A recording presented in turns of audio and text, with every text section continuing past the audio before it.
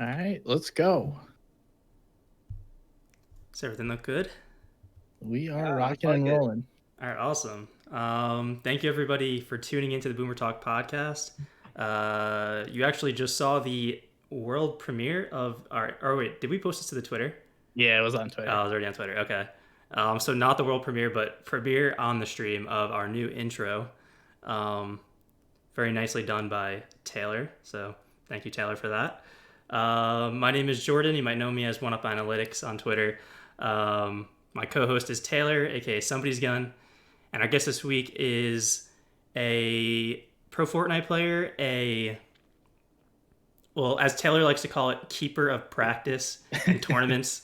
Connor, thanks for joining the podcast this week. Hey, thanks for having me, guys. Excited to be on. Awesome. So let's start it off with a quick wrap up of what happened this past weekend, FNCS. General thoughts you guys have on winners, wildcard match, anything in general related to FNCS. Taylor, what do you got? So I think it more than met expectations for me. We had the excitement of, the dominant POI over in EU, Mongrel having like 100K viewers while screaming and shitting on kids. And then the wild card match, which Connor, I'm going to want to get your opinion on this. That was one of the most exciting Fortnite matches that I've seen in a long time. And I really liked how it was implemented.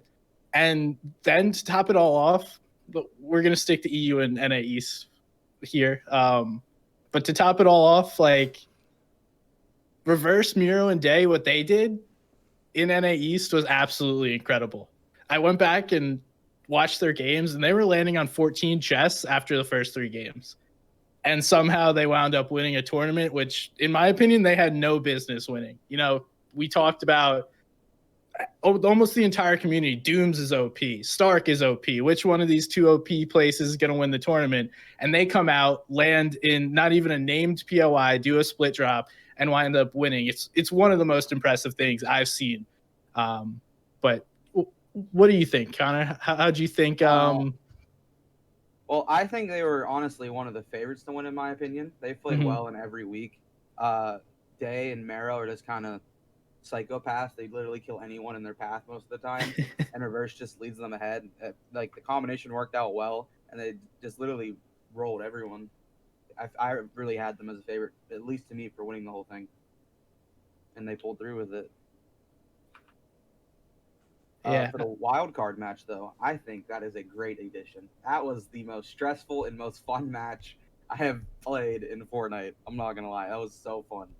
Also, watching the EU and other regions, it was just hype. It was like everything on the line, one game. You have to play it perfect, and it was awesome. Brought you back to like your first Fortnite win, I'm sure, Yeah. right? Like that adrenaline.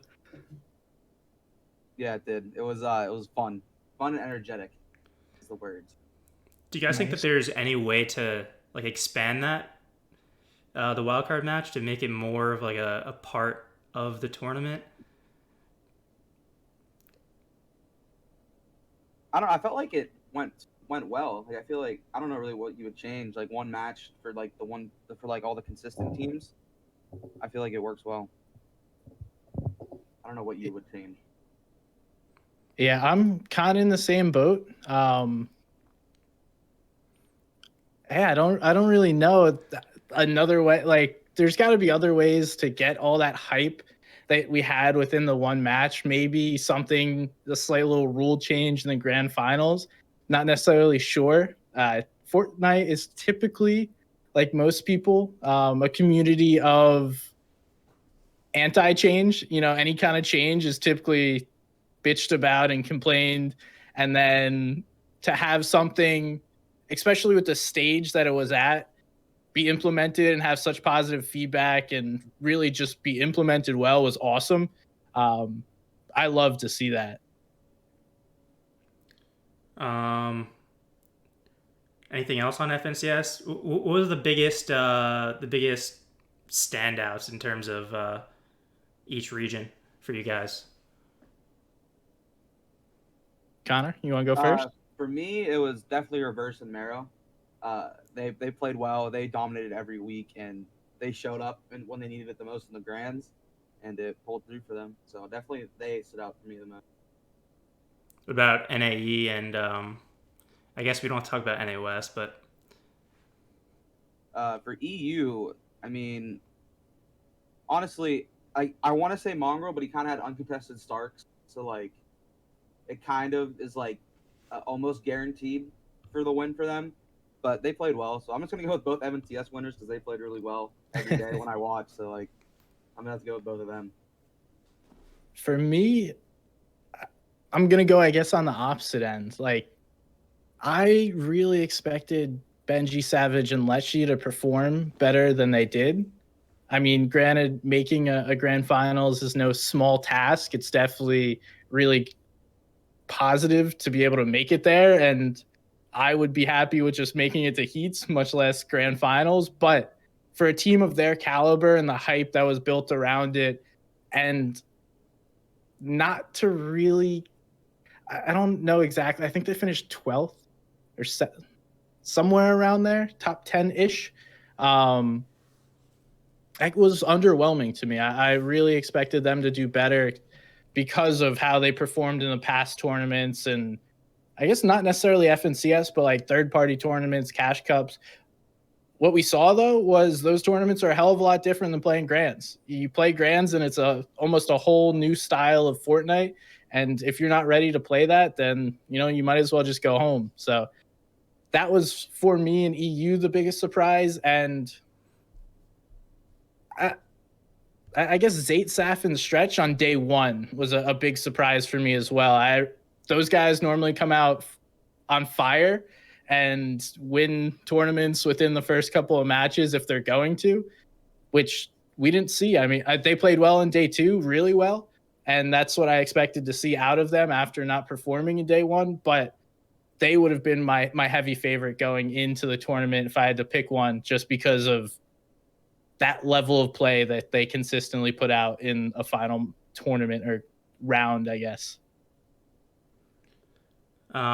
There's a bunch of other stuff that happened during this past weekend. Some stuff off of the field or off the outside the game, I'll say, off the court. Aqua got banned. Was one of the biggest headlines, I would say. What are your guys' thoughts on that? Do you guys think that he was right to get banned? Do you think the community in general has learned a lesson at all, or? I'd say that yes and no, because clearly people are going to continue to do stupid shit. And I don't think that Aqua would have gotten in any trouble if they weren't reported.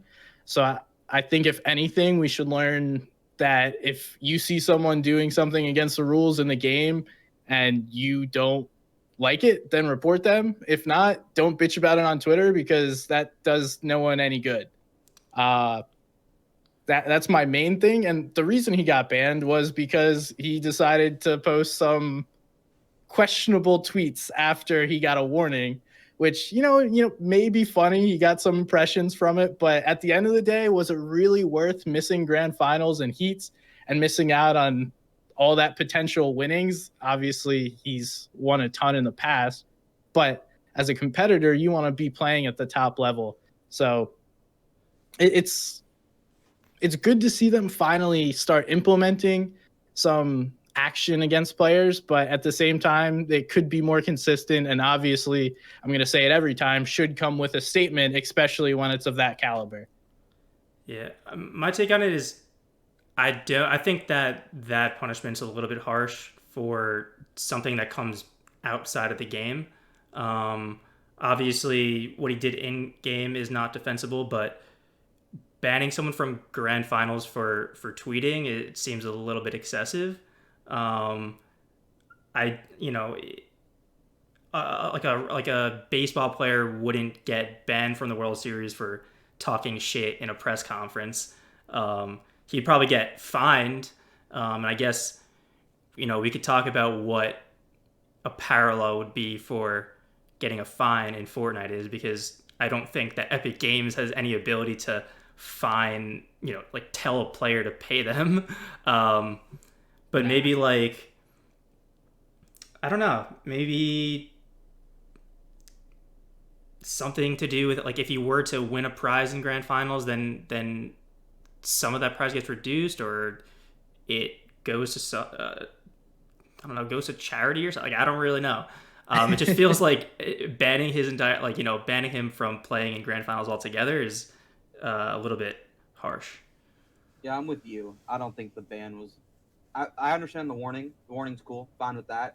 And I think after he was just trolling on Twitter, making something out of it because he got a warning. I really don't think he should have been banned for that at all. I thought the tweets were funny, and I think it was definitely a little too far in my opinion.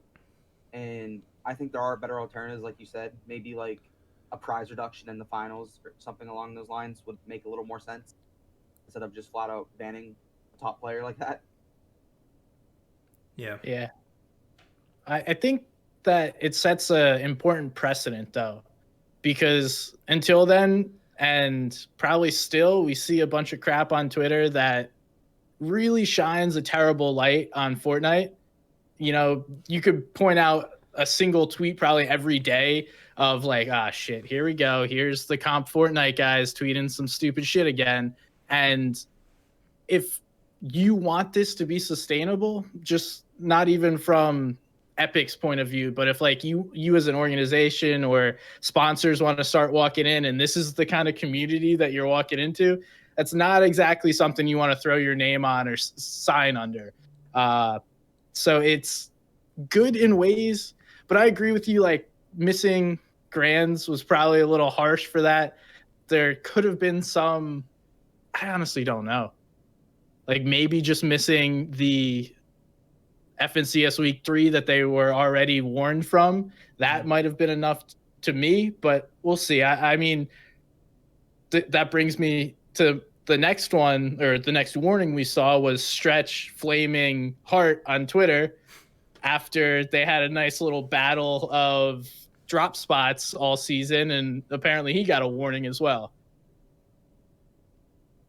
Yeah. Okay, I'm on the fence with this one. I'm on the fence. So on one hand, there were times where Stretch personally, like I'm friends with Stretch, but this is just real. He kind of went a little crazy on Twitter against them for Dooms. Now, a lot of people saying he's soft, etc. I mean, Stretch was kind of going in. He was kind of going in on him. So, like, I kind of see where they were coming from with the warning. But on the other hand, people should be able to defend their drop and talk shit, but maybe not to that extreme. So I'm kind of on the fence with that one. I don't really know. Yeah, it feels like there's a lot of garbage that happens on Twitter that doesn't get punished at all or even warned. And yeah, it sucks that the community is, I don't know, I guess a little childish, I'll say, but you can't punish all of it, and it feels weird to punish some of it, I guess. Yeah. is my thoughts. But yeah, I will agree. Stretch did. He went maybe a little too far there. And I think it's another precedent that they're setting is, hey, we're not going to have this. And to be fair, Stretch could have done this in other mediums. Like, he doesn't have to do it out on the open platform using just tweets at him. I'm fine with shit talking.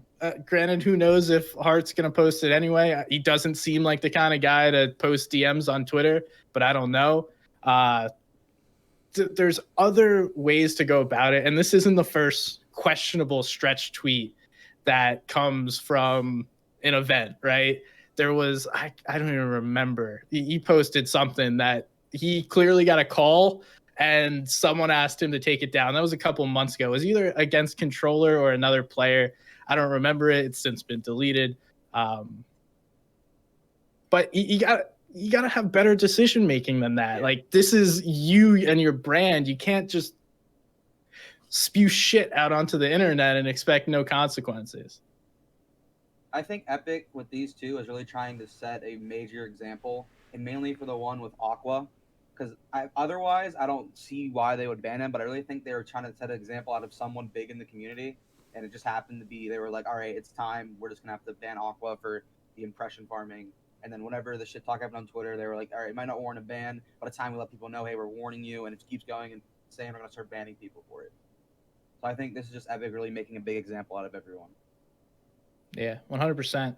And hopefully it leads to a little better community as a whole. We'll have to see if anything comes from it. Yeah.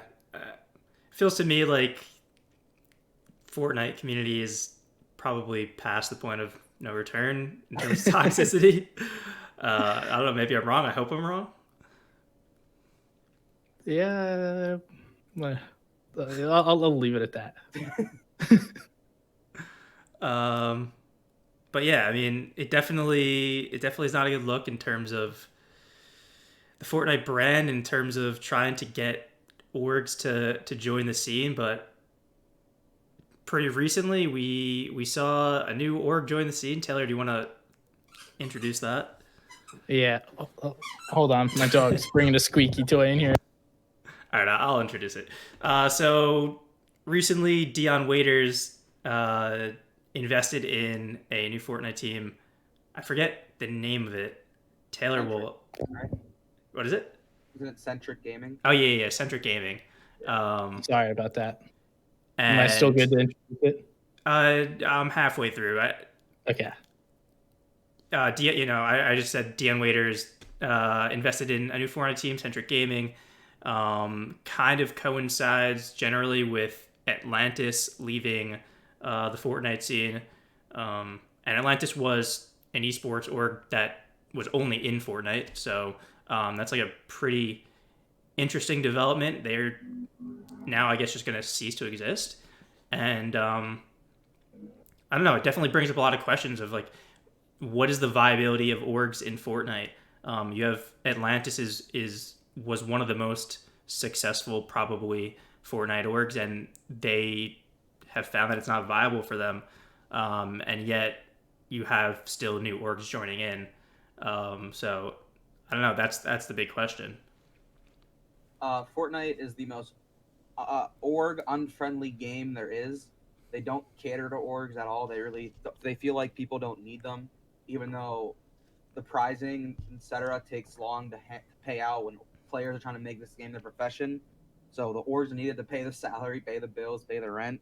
And Fortnite, I feel like Epic doesn't.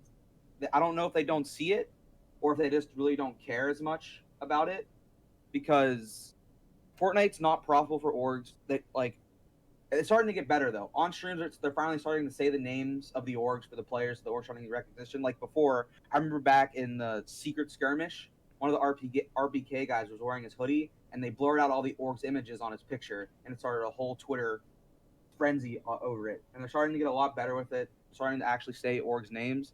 So I feel like we're going to start to get more where orgs are coming in, trying to get a profit or recognition from the scene. But if orgs are just picking up players that aren't streaming, aren't creating YouTube, I don't think that org will last at all. You need content creators and streamers, which will keep orgs alive, will keep bringing sponsors in, because you have big streamers, big YouTubers that are bringing recognition to the org, recognition to sponsors. Otherwise, these players that are like just competing and not streaming or doing YouTube, I don't think they will ever like get picked up to an org unless they're placing top 5 in literally every event. Yeah, I'm with you on that. And it sucks that Atlantis is leaving. I feel like for any kind of long-term competitive Fortnite fan or player, that's been one of the staples that's been in the scene for so long. Like, besides FNPL, Atlantis Scrims were probably one of the most notable things within the scene outside of like a player. And luckily they're still running those, but it just goes to show you how big of a reach that their org had and was not able to make it work, and it's unfortunate, but it is what it is. Some of it likely has to do with Corona. People don't want to continue to invest money in a questionable time like this because almost all esports orgs are running negative right now. Like even in other genres, they're not making money. They're kind of just throwing cash at it, hoping that eventually they'll get a return. And I would assume the piece is that, you know, one day I might own the next NFL team, or I might own the next NBA team, and all I had to do was spend a couple $100,000 and boom, I have the biggest thing in the world. But this, for me, the centric gaming makes no sense. Like, why did Dion Waiters come in and just pick up a bunch of random players? It's so weird to me, that roster. And then on the opposite side, there's someone like TNA that brings in someone, or brings in a whole trio that was at the top of the game. They all play together. They have a house. They're making content. So there's two sides of the coin here, and the centric gaming thing, just, I don't know. It's weird to me. Yeah, I've known about Centric for like 3 months or something, whenever they were originally talking to players. So it's been in the works for a while. But I know a lot of the players they like hit up. A lot of people didn't understand the org in a way of like why they were coming into the scene. But apparently Dion Waiters is just really passionate about gaming in general and wanted to come and pick up some players and get a org going. All right. Yeah, I would. Go ahead. The thing about, you mentioned about COVID potentially hurting some of these orgs, and I know that Atlantis, in like their, I guess, farewell video, mentioned COVID as one of the main reasons for their exit. But it seems to me like COVID doesn't really affect Fortnite orgs that much. I mean, I don't know, correct me if I'm wrong, but it seems like COVID has led to like a pretty solid bump in terms of viewership for Fortnite content, and just in terms of like the avenues of where an org would get revenue from. It doesn't feel like COVID would really have that negative of an impact. It's the investment, not necessarily Fortnite related. It's generally people are going to be less risky with their money in a time of uncertainty. And so you take a step back, you look at a Fortnite org, which you may or may not get money back within 5, maybe 10 years. Yeah. And it just doesn't seem like the time. I don't want to put words into people's mouths, but to me, that would be my understanding of why COVID hurt organizations. That's fair. Yeah, orgs like TNA and NRG are the ones that are really doing it right in Fortnite. They're like flying their players out. They're doing content. Like all the NRG guys right now are in LA for like content house for like a week or whatever. So all those orgs are doing it right. They're building fan bases around the players, showing them off on their channels, showing them off on their social medias. So I feel like they're the ones doing it right in the scene. The orgs that are building content for sure, and those are the ones that are going to last and we'll probably see forever. 100%. And hopefully they do last, because you know that's not going to generate revenue immediately, but eventually you start building a big enough fan base that'll bring you sponsorships and then merch, and you kind of have the 100 Thieves phase model, which has appeared to work within esports. Yeah, 100 Thieves is doing it right. 100%. And stuff. A lot of people say, like a lot of like the other org owners. I saw that one video on Sports Talk about how the G2 president was like making fun of the apparel company or whatever, the company. I don't know. Like they're doing it right. They have like really. I have a lot of their hoodies. They have really good merch. Like it's good quality. Like I feel like they're the ones doing it right. I don't know. No, I 100% agree. In my mind, 100 Thieves is like the only, and maybe FaZe are like the only two orgs that really make sense to me.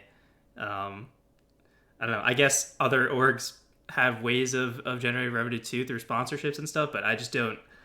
I don't know. I guess I just don't personally see that as well, Liquid's probably like sponsored by Disney, so they're chilling. Yeah. So Liquid's chilling as well. Yeah. Like, and TSM. Yeah. Definitely the bigger orgs, but as far as organizations that started within Fortnite, they'll probably start to leave over time, unless they figure it out, because who knows how much investment money they can keep spending until someone's like, hey, I need to see something back. Did you see the thing on the Guild Esports or whatever? I know it's not really Fortnite, but that's like a new org related type. Did you guys see anything on that? The name sounds familiar. Yeah. The one where David Beckham, they like paid him $20 million to be the face of the brand, and they got yeah. $40 million in investments, and $20 million is going to David Beckham just to be the face. Like, I don't see that working at all. Like, I don't know. Like I feel like that's just being dumb with your money. I don't know. Along the lines of that. So Yeah, that's a questionable one. How do you even justify spending $20 million, half of what you're being given, on a single person? Just be like, hey, this is me, I'm here. Yeah. And the only thing in his contract, it came out, it was 4 social media posts a year about the org or something like that. One like interview, and then I forget, there was something else. It was 1 brand appearance or like brand deal, and that was like it. Jesus. Just to be an ambassador of the org, he's getting $20 million, basically. Good for David Beckham. Yeah. Not that he really needs it. He killed that deal. Like, yeah, right. I don't know. I just don't see the value in that for an org like that. I don't know. Not really Fortnite, but it kind of makes sense in the line we're going. Yeah, 100%. The other part of this that maybe Connor has a good idea is the question of whether Fortnite is currently in the state of growth or decline. Taylor and I talked about this a little bit off the podcast, and we've seen stats of like there were more FNCS players in this trio's FNCS than there were in the first trio's FNCS, which was in Chapter 1. But I don't know how much that says about the growth of Fortnite in general, the growth of competitive Fortnite. Obviously, like the first trio's FNCS was pretty early on in Fortnite's like competitive, I don't know, timeline, and I would definitely want to see how many players there were in the past couple FNCS seasons, but I also would like to see how viewership is doing in terms of competitive. Like, just because there are more players playing in FNCS and participating in that's good. Obviously, I think that's good for the competitive player base, but I don't know what that means in terms of like sponsorships and viewership. And obviously that's the main thing that orgs are looking for in terms of viability in the long term is like viewership, because right now for Fortnite they're mainly getting their revenue from like content and stuff like that.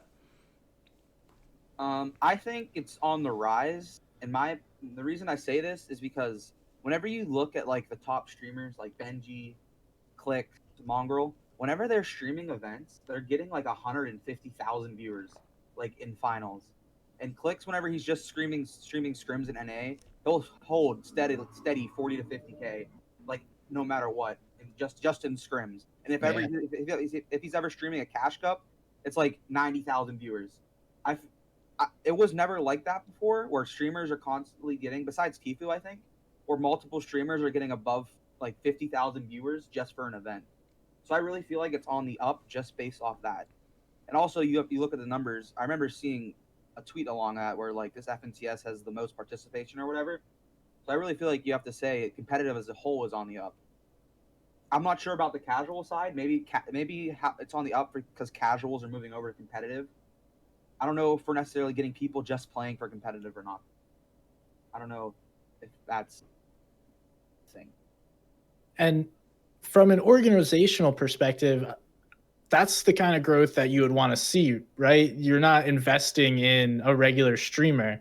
You're investing in competitive players. So seeing that the rise of competitive is a good thing is my assumption. And part of the conversation Jordan and I had off pod was the viewership. It was slightly up, right, Jordan, from last year? It was overall. So I mean, it's down since like May by a pretty substantial amount, but obviously like that was kind of during the summer, and it was during like the height of COVID, so people were locked in playing video games, watching video games. But it is, I think, slightly up year over year. So at this time last year, it's a little bit higher this year. So that's a good sign. Yeah, and what I said to you, I'll just repeat for the viewers, is think back then, it was Dr. Lupo, Tfue, Ninja, Tim the Tatman, Courage, those Cypher, those were all the top streamers, and they were more casual. They weren't really, besides Tfue, playing events. And now we're getting that shift to the Fortnite directory on Twitch is being carried by competitive events, at least from what I've seen. You know, just like Connor said. Yeah, I would agree. If you go to the Fortnite competitive tab, it's literally just like scrims or like random third-party events or like arena. So you don't see like pretty much any casuals. You don't see like back in the day random duos at the top or squad or solo squads. You don't see that anymore. You're seeing more competitive content driven director. Yeah, I think that's fair enough. Taylor, do you want to introduce our last topic? Yes, sir. I got you. I won't have my dog distract this one. So recently, on Tuesday, double movement binds were completely removed from keyboard and mouse. And this comes, obviously, if you weren't paying attention, from so many people using either tape or macros on their keyboard, key remapper, whatever you want to call it, to use double movement. Yes, there were people legitimately using multiple binds to actually have double movement, but when you had big names starting to blatantly use double movement on stream, I mean, the one that comes to my mind is 72 Hours was playing Fortnite and blatantly using a key remapper macro while playing games. And yes, he's not the top player. He doesn't even really compete anymore, but when you have streamers just blatantly using macros on stream, it's a real bad look, and something's got to be done. And this was what Fortnite decided to do. So one, I'll ask you guys two questions. One, do you think this is permanent? And two, do you think they're trying to fix the macros, or this is their entire fix? So I was one of the legitimate users. I was practicing for months using actual binds, and I was very upset because I was putting so much time in to get used to these binds that help tarping and all that crazy, which is like the only thing I do is tarp. And then they took it away, and I was very mad. I was running off my build, so I was trying to look left and build at the same time, and it wasn't working the first day. It messed with my brain a lot because I'm sitting here hitting 4 different buttons, and they're not doing anything. So I don't know. Also, I didn't even know about that 72 hours thing. Didn't know that. Didn't know he was just blatantly using it. I think it was just on Monday. It wasn't like a long time. I was just happened.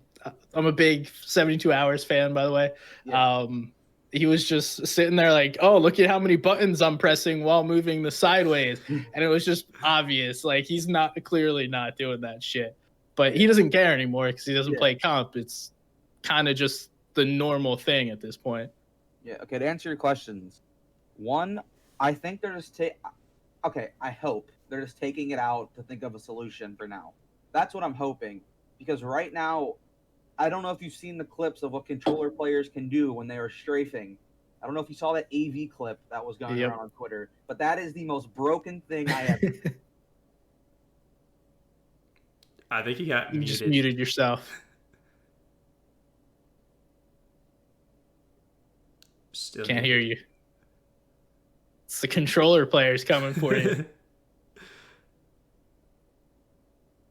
Nope. What the hell? I don't know what happened. We lost them. The controller gang was like, nah, you ain't gonna talk shit about me. All right, maybe I'll say my opinion on this. I think Taylor and I were talking about this a bunch off the podcast. He was explaining to me the extent to which double movement binds were really important for hero players. I obviously am a controller player. Anybody who's listened to the podcast before knows that we're a controller biased podcast. Taylor, are you still a controller biased player since you kind of picked up keyboard mouse a little bit? I understand both sides better now. I have played more controller in the past couple weeks than I have keyboard and mouse. All right, so first of all, I don't really have a lot of empathy for people saying that. Oh, okay. I don't have a lot of empathy for people saying that. Hello? There we go. Oh, we can hear you now. Sick. All right, awesome. I don't know what happened. All right, I'll finish this point, and then I'll let you finish, and then I'll come back to me. But I don't have a ton of empathy for keyboard and mouse players who are upset that they have to change their controls because Epic has royally screwed with controller sensitivity and like not. I guess is sensitivity the right word? Like they went from legacy to all these different changes.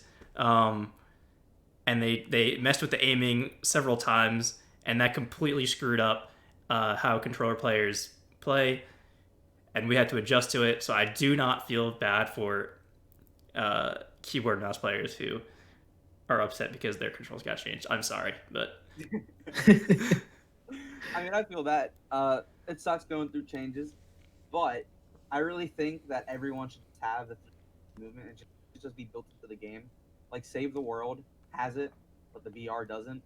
So like, I just feel like everyone should have it because it really is a big advantage for one side, and they should be trying to limit that.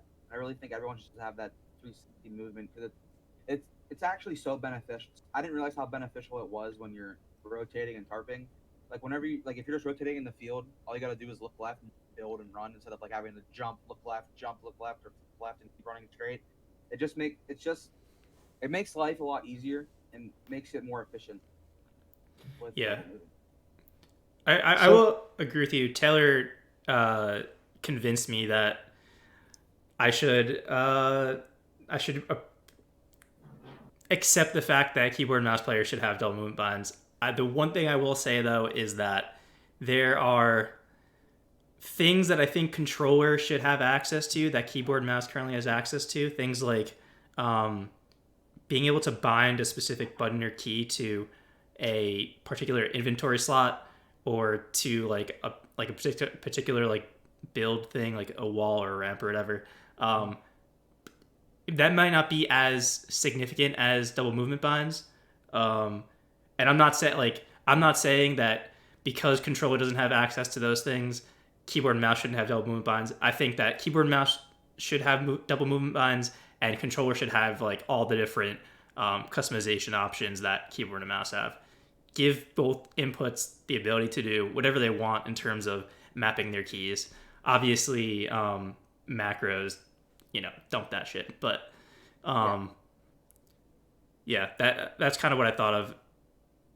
That people have asked Epic a ton for that type of customization for controller, and I don't know. You guys still don't have reset, right? Like, Nah, it's 3 buttons. Yeah, I feel like you guys should have 1 button reset like we have. Yeah. I think that's something that they really should change. That is an advantage. For me, taking a step back, answering my questions. One, I think they did it because they saw way too much data on how many people were actually macroing, and they didn't have a fix yet. So I think instead of just letting it continue, they were like, okay, let's take this out. We have tons of data on what these macros look like within the game, and they are working on a solution right now. That is my hope and my explanation as to why they totally just ripped it out. On the other hand, I don't know how long that's going to take. And the fact that keyboard and mouse literally is going to be hampered by this for whoever knows. And if it's reintroduced right before a tournament, that's fucked, because now you're playing it's essentially like changing your binds all over again. And whenever it comes back, if it does, it's going to screw a lot of people over. So that's my hope, is that they're just like taking a step back. They're like, all right, we got the data now. This was getting out of hand. Let's fix this, and then we'll reintroduce the double movement binds. Because in no way should controller have the kind of movement it does and keyboard and mouse doesn't anymore. Okay, I might be wrong here, but I don't understand how Epic can't have a fix for macros when I'm pretty sure a game like RuneScape does. Can't you get like auto banned on RuneScape for macros? I feel like I saw that on Twitter somewhere. I don't play RuneScape. I don't know, but RuneScape's an old game. That's all I know. And I feel like Epic should be able to bam your macroing, get them out of here. You know, I don't know. Like I had friends that actually used hot glue guns on their keyboard, and they glued their two keys down for double movement. That's not a joke either. Like they actually did it. So Yeah, I don't know. I think they didn't know how to fix it. If that's a good way to put it, is they knew people were macroing, but didn't necessarily know the best way to solve or prevent them from continue macroing. And that's what I'm hoping they're doing right now, because they got a lot of shit going on. This is a very complex game, and people using double movement binds in a sub-segment of the entire movement base or player base probably isn't their top priority, but clearly it is. Or, it could be a total Epic move. They didn't mean to do this, and come next Tuesday, they're like, hey, sorry, we didn't mean to take out double movement binds. Double movement binds have been added back in this newest update. And then we're back to the issue. Yeah, essentially. I feel like they had to have done it. I feel like you can't just break that without doing it deliberately. Yeah. I don't know. I feel like they had to have done it in this instance. Yeah, I would agree. And to answer your question, Taylor, I don't think it's permanent. That is a little bit fucked, I would say, for keyboard and mouse players who, if you were using double movement binds and then you're forced off of it and then they bring them back and you have to go back onto them, that does definitely suck. I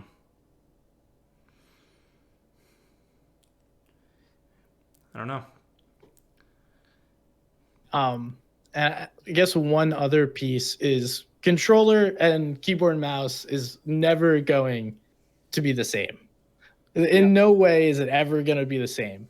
But when there was an ability to use a certain kind of movement that is available on the other input, then you can't just remove that and expect everything to be all good.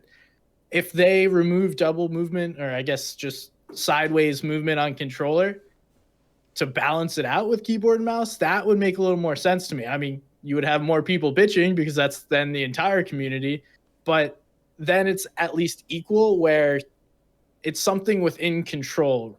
The scroll wheel reset is not really a single button. You're pressing the same button multiple times very quickly because scroll wheel gives you the ability to do that. And it's not a simple fix on controller where you could just, one button, press it, resets, builds. If you're giving the movement on controller, it has to be able to be on keyboard and mouse, and vice versa. If it's not on one, it can't be on the other. That's the way I see it. Agreed. Yeah. Well, does controller kind of need it though? So you're a controller player, like with the analog sticks. Like I don't really play controller. Like, do you need that movement, like legitimately, or could you play with how the PC moves now? I feel like you could play without it. I don't. I mean, maybe I just am not advanced enough to say like how much of a difference it makes. I honestly like I see clips of people running sideways. I don't feel like I've ever actually been able to do it to that extreme. I don't know why. Maybe it's like a setting that I have. I don't use auto run. Maybe it's that or something. Yes. Is it that? Yeah, because you're not automatically sprinting, and I don't know how you still don't use auto sprint. You don't use auto sprint? No, Yeah. I've tried to change it, but I don't know what it is. I have to not use auto sprint. Wasting a bind, man. My mind just. I have played too much Call of Duty growing up where I had to press my analog stick into sprint, where it's just ingrained in my mind for years. But when do you ever need to walk? Exactly. Like when you're trying to be quiet. Just crouch. You just crouch and auto run. Sound I mean, you might be right, but I don't know. Every time I turn on auto run, it just screws with me somehow. Well, probably because you're binding something to the sprint button, and then you accidentally start doing whatever you just bound to sprint whenever you're trying to run. It takes time to learn new binds. I don't know. You're probably right. It's something like whenever I turn on auto run, it screws with my like 90s and shit. I don't know why, but whatever. It is what it is. Used to doing them slowly. I guess that means that I've been playing with like not real controller movement, or at least this specific aspect of controller movement. And you know what? Maybe they should just take that movement away from controller too, and everyone should have to deal with it like that. I don't know. I think it's doable. Just bring back double movement binds. Like that's a simple fix. I'm fine with that. I'm fine with that. Learn how to stop macros. Learn how to stop macros or figure it out and then bring it back. Hopefully by next Tuesday for the next patch. I just keep thinking about that AV clip, and that should not be allowed. Like, it really shouldn't. He was like a snake, dude. It was bad. It was. Well, Reet does that same stuff. Like that is why he's so good box to box. Yeah. I mean, who wouldn't? It's broken. Yeah. You gotta use. All right, cool. Before we wrap this up, any other thoughts? And if you're in chat, feel free to ask some questions. We'll answer your questions before we end the show here today. Want to thank you guys for watching, and make sure to check us out on YouTube and Twitter, and follow the channel so you can join up next time. We are here every Thursday. Hopefully, sometimes shit happens. We're adults. We have lives that happen, but appreciate you guys coming. Yeah, any final thoughts? Anything that went on this week, Connor, that you got top of mind? Last weekend was the most unlucky I've ever been in Fortnite. That's my thoughts. How so? You got to expand on it. Okay. Well, first day one, we only get to play 4 matches, and then my teammates' parents make them get off. So that's already 2 matches down. So we're 4 in. All right, reset. Day two. We load in game 1. We die. All right. Then we're sitting there. About load into game 2. Boom. House pitch black. Power out till 6 a.m. It wasn't meant to be. The gods. I don't know what I did to the gods. I don't know who I'm pissed off. But it just wasn't meant to be for me, I guess. Hit the wild card, and then everything went wrong afterwards. I think it's a curse. Don't win the wild card. That's what I've come to the conclusion of. Fair enough. Why'd you have a power outage? Was it like a storm or something? I don't know. Apparently it was really windy. Ooh. That's all it was wind. That's rough. The generator blew up, so cool. Well, looks like we got no questions from chat. That did suck, man. I was watching, and what happened to you on day 1 was shambles and questionable at best. I mean, obviously he's a kid. He has no control over what his parents do, but yep. That sucks. And then to just have no shot come day 2 with no power. It's tough, man. Yeah, it was just go again. Next event. Hey, that's the right mentality. There you go. All right. No questions apparently. Taylor, do you have any lingering questions you like to ask? Lingering questions. Yeah, Connor, what the hell is it like to be the admin of Prac?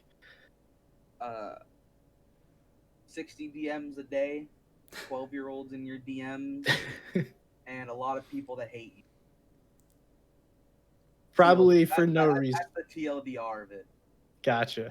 Probably for no reason, right? Like, yeah. Never spoken to these people, don't even know who they are, and they're like, oh, fuck this Connor guy. He didn't let me in Prac when I have $600 in earnings. Basically, yeah. Damn. Someone's it's tough, man. I took yeah. one. No, I mean, before you're probably one of the most underrated assets in competitive Fortnite, in my opinion, based on your ability, because you do observing and help run tournaments too, right? It's not simply just running prac. Yeah. So that's I don't think people realize. And hopefully, I know you're looking for an org. You can find a home that appreciates that. I hope. I hope. Thank you. You're welcome. If you could pick one, where would you want to go? Any org? My favorite org is just off the other games I watch. It was Liquid. I've always been a Liquid CS fan, so Yeah. Liquid would be number one. Probably like because I like them. Yeah, get some free sweatshirts out of Yeah, it. that'd be my probably top two. But I just want to enjoy. What I'm looking for is just someone to grow with. That's something I believe in. That's basically what I want. Nice. I respect that. What's your favorite game outside of Fortnite? CS. I have like 3,500 hours in it. That's like my all-time favorite game. To be honest, I still play it every now and then. This guy's a gamer. Yeah. Well, Connor, let's call it a wrap here. Do you want to shout yourself out? Where can people find you? What are you going to be doing next? Same thing every day. Just scrimming, school, and then that's it. You can find me on Twitter at Connoreo _ Yeah, basically where I'm at every day. Cool. Don't DM him about joining prac. All right. Taylor, you want to sign us off? Sure. I got to do it today. Let's go. Yeah. Thank you, everyone, for watching. We appreciate you. Thank you, Connor, for joining us. Awesome guest. Hopefully have you back here again. Make sure the socials, I think they're right there. Check those out. On all social media. We'll be live again next Thursday. Got another awesome guest lined up. Should be a good time. And we'll see you guys next time.